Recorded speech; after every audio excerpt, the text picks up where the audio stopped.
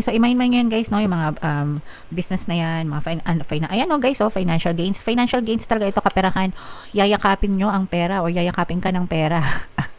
Libra, no? Ngayong new moon season, as in maganda talaga yung relationship nyo. Close na kayo guys. Close na kayo ni money, okay? So, dapat talaga guys, maganda yung relasyon natin sa pera, no? Hindi lang sa tao yung inaalagaan natin na relasyon. Pero sa pera guys, kailangan maganda din yung relasyon nyo sa money para talagang magaan din yung pasok niya sa buhay nyo mga kapiksi.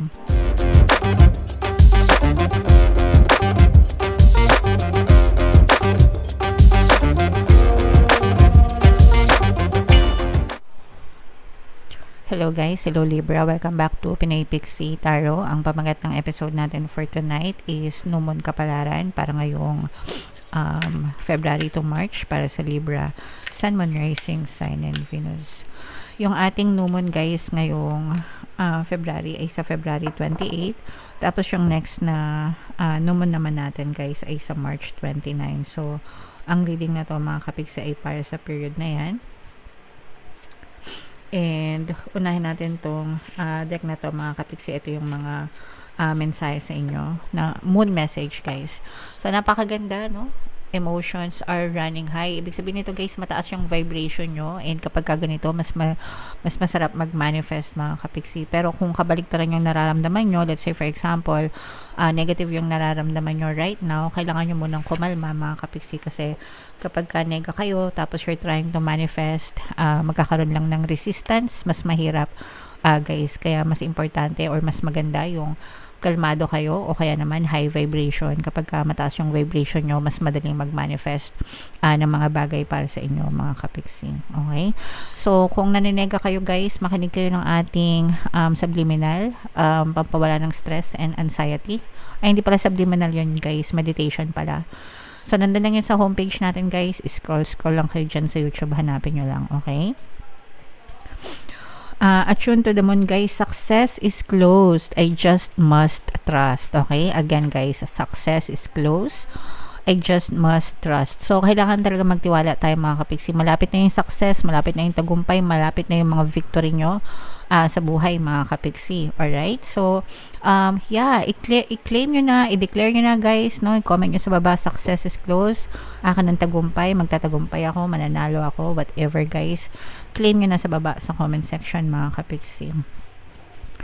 Additional meanings for this card, a resolution to your question is closer than you may think, no? Ibig sabihin yung mga solusyon sa mga problema nyo, sa mga iniisip nyo guys, malapit na yan, malapit na dumating sa inyo. It's closer than you think mga kapiksi. So yeah, don't ignore the obvious. Yung obvious mga kapiksi, yan yung feedback nyo, no? Yung nakikita nyo sa reality nyo. Yan yung feedback nyo from the universe na ito yung na-experience ko ngayon right now, because yung dominant thoughts ko ay nakatuon dito sa ganitong klaseng mga bagay. So kung maganda, syempre okay lang yan, di ba? Lalo yung gatasan, milk it. Pero kung negative guys, by all means baguhin nyo yung pattern of thoughts nyo para magbago din yung buhay nyo unti-unti. Okay? Wow, something exciting lies ahead. May mga exciting, may mga magagandang paparating sa inyo guys. So, i-mind nyo na yan sa comment section. Make sure you don't blow events out of proportion. Kailangan balance lang palagi guys, no?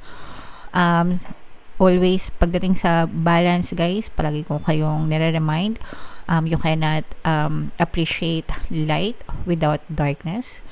And you cannot appreciate darkness without light. So, dapat palagi siyang balanse, mga kapiksi. Okay? And speak to the universe, guys, and ask for assistance. So, kailangan talaga palagi prayers.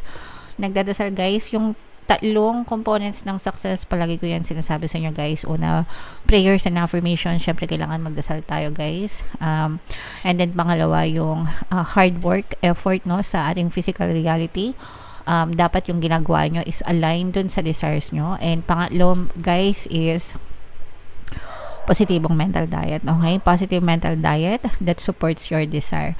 So yung tatlong yun guys, kailangan palagi yung ginagawa. Wala kayong iiwan dyan, no? Kasi yung iba, marami tayong nababasa dyan guys sa comment section, dasal ng dasal, masipag naman, pero yung mindset sobrang nega, kaya wala din silang nakikitang resulta sa physical reality. So, tatlo yan palagi, guys. And make sure na practicing nyo rin yung attitude of gratitude. Ibig sabihin palagi magpasalamat para talagang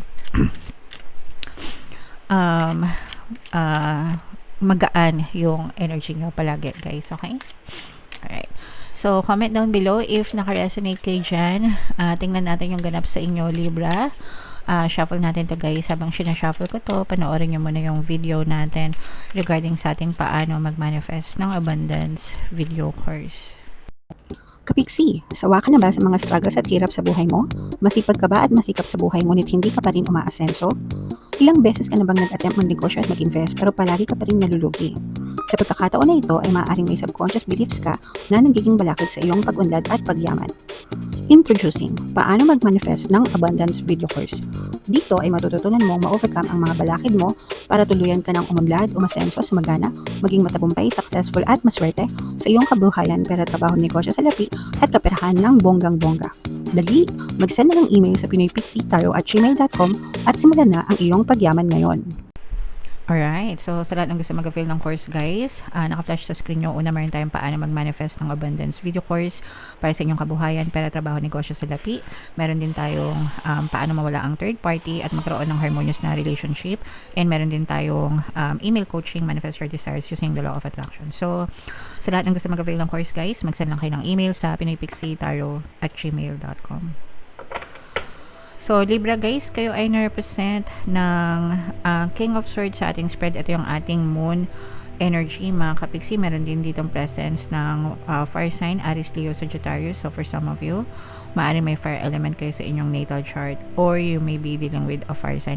Ito, guys, napakaganda nito, no? Kasi finally, guys, nakakita na kayo ng movement or paggalaw sa buhay nyo. Kasi for some of you, pwedeng na-stuck kayo sa buhay nyo, you feel trapped, ganyan. Yung iba sa nyo, parang naging biktima din kayo, guys, ng overthinking. Ibig sabihin, masyado kayo maraming iniisip and nabibiktima kayo ng analysis paralysis. And pwede rin may mga limiting beliefs kayo, guys. And itong mga limiting beliefs na to, guys, parang unti-unti kayo nagkakaroon ng realization na nasasayang yung oras nyo dahil sa pagiging overthinker nyo. So, parang ngayon, nagkakaroon na kayo ng desisyon, no? Parang nagiging decisive na kayo na ayoko na, tama na. Masyado na akong pabebe.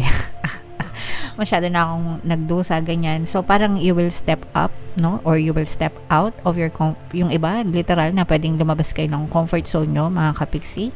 You will take the courage, ganyan, na, alam nyo yun, maging matapang and maging, alam nyo yun, sundin kung ano yung nasa sa loob nyo.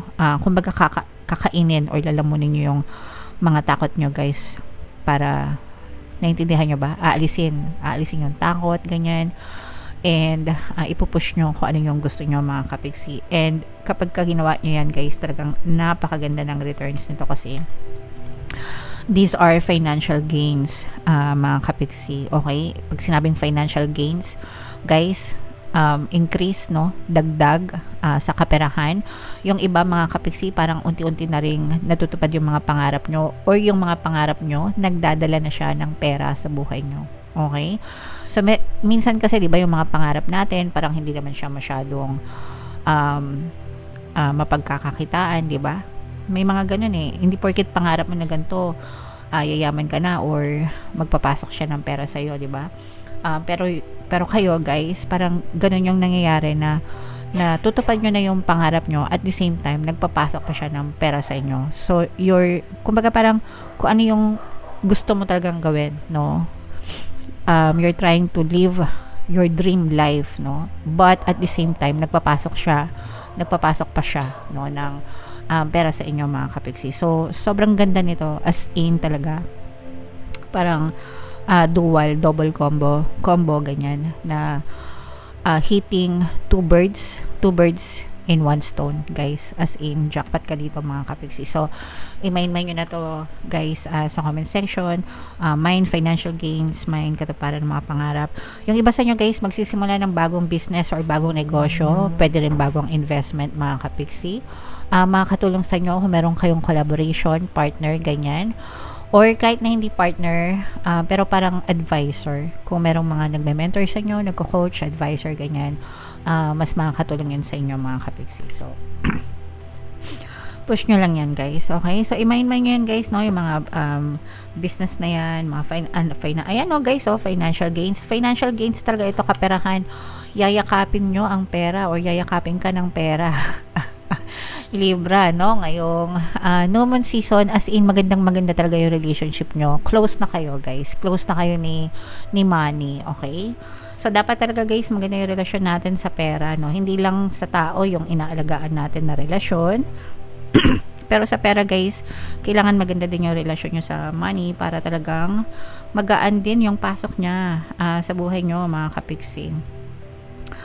Meron ditong presence ng fire sign, Aries, Leo, Sagittarius. For some of you guys, marami pa kayong makikilalang mga tao, no? And itong mga tao na to, para magiging bahagi sila ng network nyo guys, and makakatulong din sila sa pag-unlad, pag-asenso nyo. Yung iba sa nyo, parang marami kayong matututunan actually, no? So let's say for example, baka nakabilang ka sa isang group, sa isang community, tapos marami kang natututunan doon. O kaya baka uma-attend kayo ng mga trainings guys, mga training, seminar, ganyan. Tapos marami kayong natututunan doon. Based na rin doon sa inputs or sa mga experiences din ng mga taong nandun na. So, ano yan sa inyo guys? Parang pabor sa inyo, no? Kasi matututo talaga kayo ng bonggang-bongga dyan, guys. And, syempre, kung may panahon, kung napapagod, guys, no? Magpahinga. Parang you're also, parang sinasabi din dito na huwag kayo masyadong magmadali, huwag masyadong mabilis. Enjoy nyo lang and sometimes magpahinga din kayo, mga kapiksi. Okay? Para kailangan nyo rin kasi mag-recharge and huwag nyong i-overwork yung inyong mga sarili guys, kasi syempre kapag nag-overwork kayo din yung mapapagod guys, okay? So ito guys, i-mind nyo na to, especially itong mga kaperahan na to.